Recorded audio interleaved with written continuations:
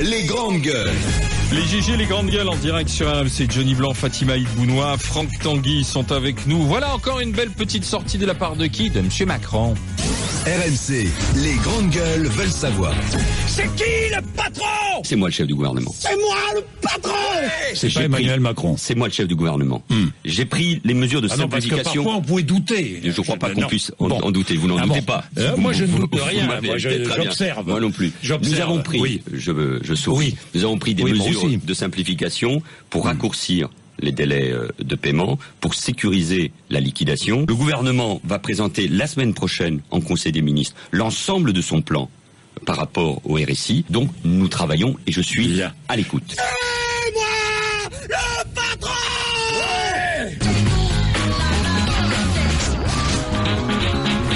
C'était Manuel Valls, le Premier ministre, ce matin avec Jean-Jacques Bourdin, qui réagissait à cette petite phrase prononcée par Emmanuel Macron, le ministre de l'économie, sur le RSI. Le RSI est une erreur. Oui, alors il faut se demander si Macron, c'est un nouveau coup d'éclat pour se démarquer, se distinguer, c'est un peu sa marque de fabrique, ou est-ce qu'effectivement on est à la veille d'une véritable réforme d'un système qui est décrié dans les grandes gueules depuis longtemps, lorsque notamment Johnny Blanc est avec nous, ou Franck Tanguy. On va rappeler, pour tous ceux qui ne sont pas concernés, que le RSI, c'est la sécurité sociale des indépendants, des artisans, des commerçants et des professions libérales.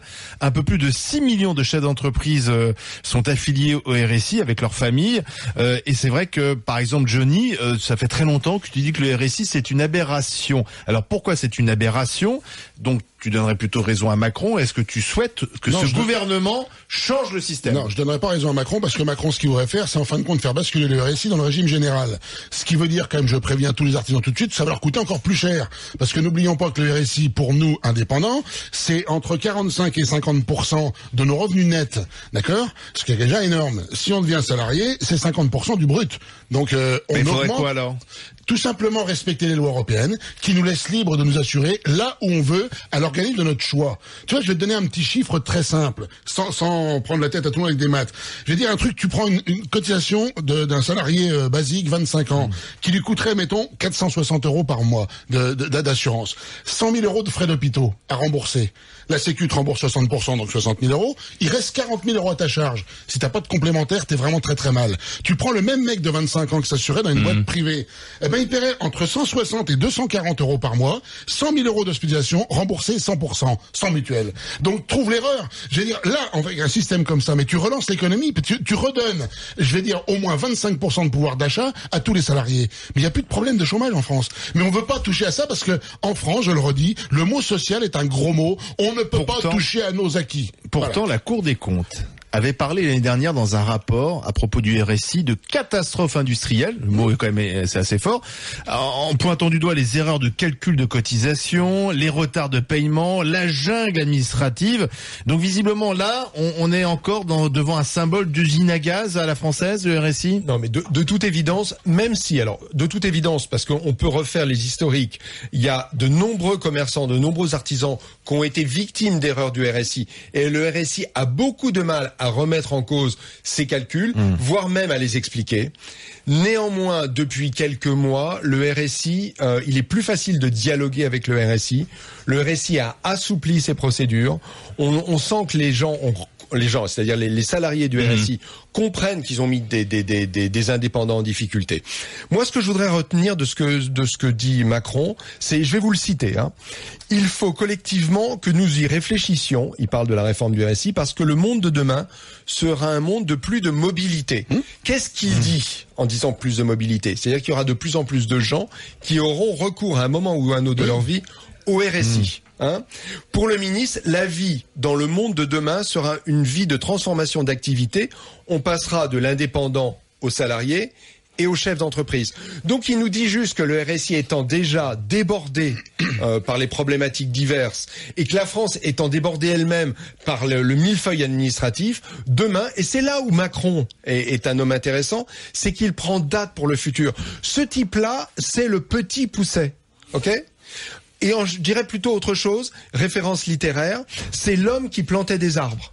C'est un des plus beaux livres de Jean Giono. C'est une courte nouvelle. L'homme qui plantait des arbres, c'est juste un homme qui un jour, dans une vallée déserte, décide de planter des petites graines et de ne jamais se retourner. Macron plante des graines. Et le jour où il se retourne, il y a des forêts qui ont poussé derrière lui. Eh bien Macron, c'est la même chose. Oui, sauf que là, sauf que le problème, c'est que Macron, il plante des graines, mais derrière, il y en a un qui les enlève, si tu veux. Donc, à quoi ça sert quand il parle des fonctionnaires, quand il parle des 35 heures? Oui, mais attends, il est aux affaires, Macron. On lui demande de l'action, on lui demande pas de la réflexion de planter des graines pour je ne sais quand. Mais non, mais il serait dans l'opposition, d'accord, mais il est ministre. Mais ce que je comprends pas, dans l'histoire du RSI. Mais le problème, c'est que derrière, il y a pas d'action, si tu veux. C'est quand même bizarre dans l'histoire du RSI. Il faudrait qu'on m'explique une bonne fois pour toutes pourquoi nous, Français, nous sommes le seul pays européen à ne pas respecter les lois européennes. N'importe quel travailleur indépendant ou n'importe quel salarié de tous les autres pays d'Europe sont libres de s'assurer où ils veulent. Je vois pas pourquoi nous, en France, on n'aurait pas le droit. Donc il y a des procès qui sont en cours depuis plus de 20 ans. Il n'y a jamais de jugement de rendu parce que je pense qu'autrement ce sera un cas de jurisprudence. Mais je pense qu'on va finir par arriver à la Cour européenne et que là on aura une vraie réponse. Oui. Il y a un moment, il faut arrêter ça. Parce que notre on est européen ou on ne l'est pas. Parce que notre système est tellement en danger. Parce que notre système repose sur finalement tellement peu de gens qui cotisent et que notre système supporte tellement de gens qui eux ne cotisent pas. C'est vrai, mais il est mort. Il faudra bien passer à autre chose à un moment. Donc, de toute façon, c'est l'État qui bouche le trou tous les ans. Alors, une bonne fois pour toutes, on arrête ce système qui est un désastre financier.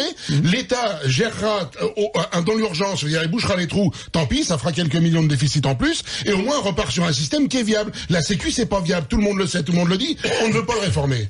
Jean-Pierre qui m'écrit salut les GG, Macron est dans le vrai. Malheureusement, il fait partie d'un gouvernement qui n'a pas de courage. On ne fait que des réformettes qu'on nous vend comme des grandes réformes. Le RSI est une escroquerie depuis 2006 et j'en suis encore une fois victime. Cette année, il me demande 18 000 € alors que ma société est déficitaire. Je suis donc obligé de bloquer des prélèvements, ce qui engendre des frais, juste parce qu'ils ont 6 mois de retard, me dit-il. Mais c'est pas seulement 6 mois de retard dans le traitement des dossiers. C'est pas seulement ça. Ils assoient les cotisations sur le chiffre d'affaires d'il y a 2 ans. Donc tu peux être présentement sur une situation déficitaire, mais avoir été largement bénéficiaire 2 ans avant, parce que c'est ça les aléas des affaires. Et en même temps, oui, mais en même temps, c'est à nous de provisionner. Oui, Fatima. C'est à nous de provisionner la cotisation, autrement on n'est pas des gestionnaires. Des fois, tu prends une claque au niveau industriel, je vais dire un truc, tu perds 50% de chiffre d'affaires d'un seul coup. Fatima, qui n'est pas concernée par le RSI, mais qui peut être intéressée par la guéguerre Macron-Valls. Exactement, et surtout par cette formule, c'est moi le chef.